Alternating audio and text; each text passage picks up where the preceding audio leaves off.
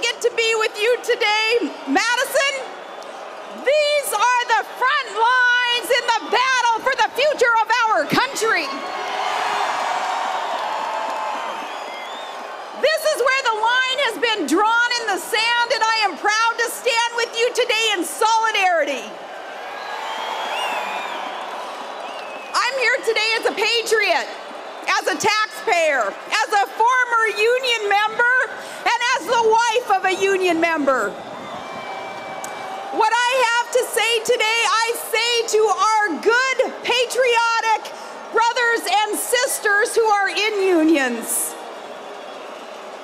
I say this too proudly, standing here as the daughter of a family full of school teachers. My parents, my grandparents, aunt, cousins, brother, sister, so many good folks who living on teachers' pensions, having worked or are working in education. A pension is a promise that must be kept.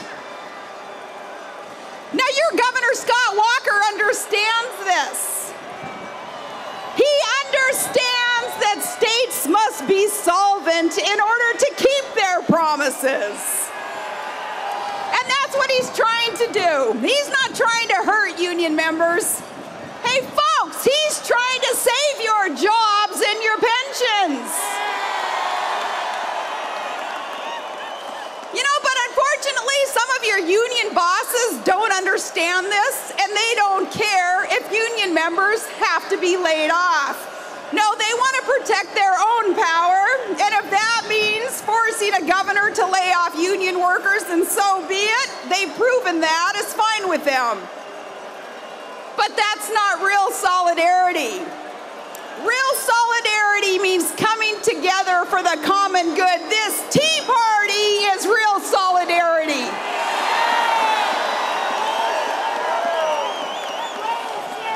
Well, I'm in Madison today because this is where real courage and real integrity can be found.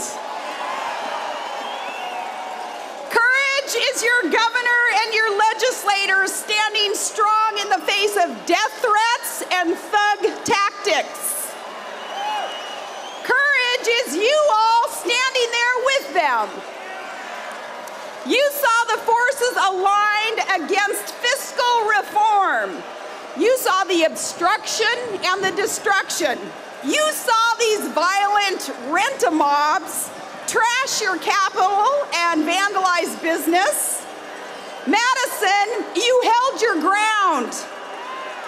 Your governor did the right thing. And you won. Your beautiful state won. And you know what? People still have their jobs because of it. That's courage and that's integrity. And you know, that's something that's sorely missing in the Beltway today. Because let me tell you what isn't courageous. It's politicians promising the American voters that as we drown in $14 trillion of debt, that they're going to cut $100 billion out of this year's budget. But then they cave on that and they reduce it down to $61 billion after they get elected. Then they get in there and they strike a deal and decide now they'll reduce that down to $38 billion. And then after some politics as usual and accounting gimmicks, we find out it's not $38 billion in cuts. You know that $38 billion? We don't even have it. We're borrowing it. We borrow from foreign countries to give to foreign countries, and that's insanity. We find out it's not even $38 billion. It's less than $1 billion in real cuts. Folks, that $352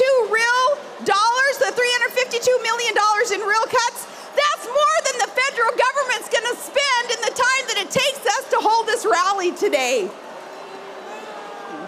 That is not courage, that's capitulation.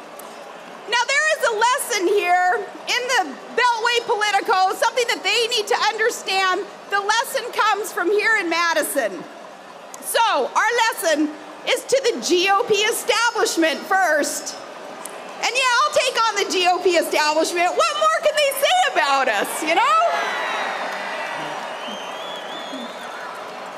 So to the GOP establishment, if you stand on the platform, if you stand by your pledges, we will stand with you. We will fight with you, GOP. We have your back.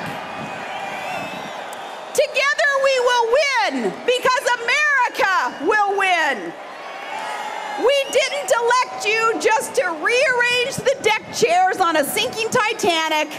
We didn't elect you just to stand back and watch Obama redistribute those deck chairs. What we need is for you to stand up, GOP, and fight. Maybe I should ask some of the Badger women's hockey team, those champions, maybe I should ask them if we should be suggesting to GOP leaders they need to learn how to fight like a girl.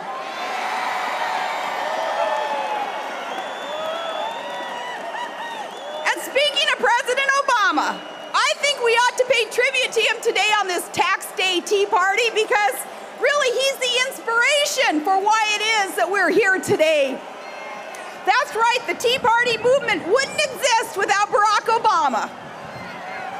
You see, candidate Obama didn't have a record while he was in office, but President Obama certainly has a record, and that's why we're here. And hey, media, it's not inciting violence, and it's not hateful rhetoric to call someone out on their record, so that's what we're gonna do. We're gonna do it to be clear. That's right, we're here, we're clear, get used to it.